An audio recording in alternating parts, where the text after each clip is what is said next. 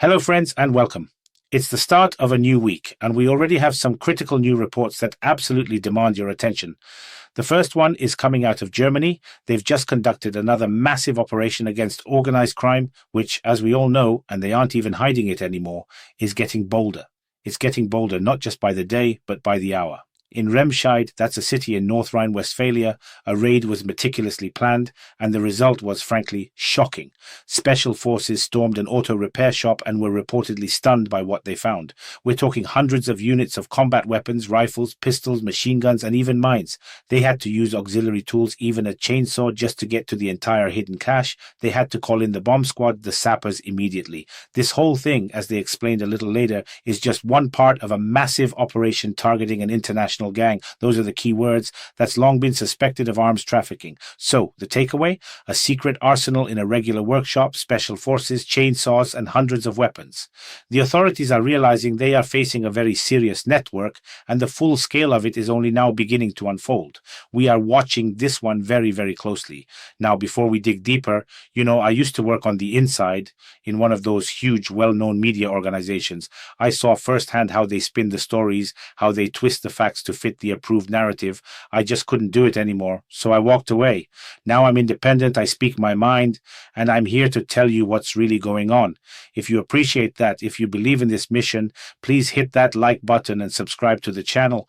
And if you're able, maybe think about becoming a channel sponsor. It's the support from sponsors that truly keeps this independent voice alive, and honestly, it means the world to me. And look at this, also out of Germany. The Federal Minister of the Interior, Alexander Dobrindt, now wants to prepare school children and university students for crises and for war.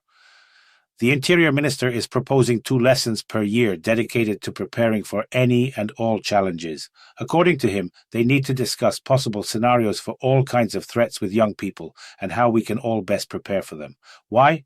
Because, as Dobrindt emphasizes, young people are important carriers of knowledge within their families. So the federal and state interior ministers are meeting in Bremen in early December to hammer out an effective strategy. Dobrindt also advised everyone to have food supplies at home, a flashlight, batteries, and a radio. This isn't panic, he explains. Not at all, just reasonable precaution. He mentioned that recently released Civil Defense Guide, the one covering what to do in power outages or even possible air raids. The demand for that guide is apparently huge, and nobody is complaining. People want to know how to prepare. That's the minister's explanation. It seems people understand exactly what's happening. Meanwhile, Germany is also dealing with an outbreak of bird flu, and unfortunately, the culling of birds is continuing. The losses are already estimated in the millions of euros. They've set up 3-kilometer protection zones and 10-kilometer observation zones around the infected farms. What's strange, experts say, is that this year the infection was first found in cranes, which are now the likely primary carriers. They're also finding swans that have succumbed to it. And this isn't just Germany. In mid-October, the Netherlands imposed a nationwide lockdown, forcing farms to keep all poultry indoors. Denmark also announced in October that they had to liquidate 150,000 chickens. So this is a serious problem, and we'll have to see how it develops. And today, everyone is talking about a big interview in Bild with Markus Söder, the head of the CSU and the Prime Minister of Bavaria. He once again brought up the issue of benefits for Ukrainian citizens. He's very unhappy, and he believes the influx of young men from Ukraine needs to be both controlled and reduced. Söder was also pretty harsh regarding the auto industry. He stressed, if there are no microchips, everything stops. That cannot be allowed to happen. He says Europe needs its own supply chains, less dependency, and more self-reliance. As for the climate, Söder declared the European Commission's goals are completely unrealistic. He said achieving a 100% transition to electric vehicles by 2035 is simply impossible. He insists the German economy must become priority number 1. So, in short, Söder is getting tough on benefits, he's demanding realism on climate policy, and he's adamant that the economy must be Germany's engine. He's certainly showing his ambition. Now, time will tell if they can actually deliver on these goals with actions, not just words. And at the very same time, Friedrich Merz is pushing ahead with his previously announced plan to make the Bundeswehr, the German army, the strongest army in Europe. This massive rearmament is gradually, but very confidently, starting to pick up speed. There's a new government document, it's in the public domain, basically a military wish list worth 377 billion euros. It includes hundreds of projects covering everything from ground forces and aviation to the Navy, space, and even cyber defense. In total, they are planning 320 new armament programs. By the way, if you're finding this analysis useful, hit that like button. Let me know in the comments what you think about this massive military expansion in Germany. It's important. Nearly half of those 320 programs already have contractors locked in. The main one, of course, is Rheinmetall, the largest giant, as you know, of the German defense industry. The money will be allocated in tranches, and any purchase over 25 million euros requires parliamentary approval. But one thing is crystal clear today. Germany is betting heavily on its own domestic industry and on long-term military power. That 377 billion euro figure, that's not just a budget. That is a serious bid for leadership in Europe. It means everything is proceeding exactly according to the plan the German Chancellor announced earlier. Now, over in France, we're seeing more chaos.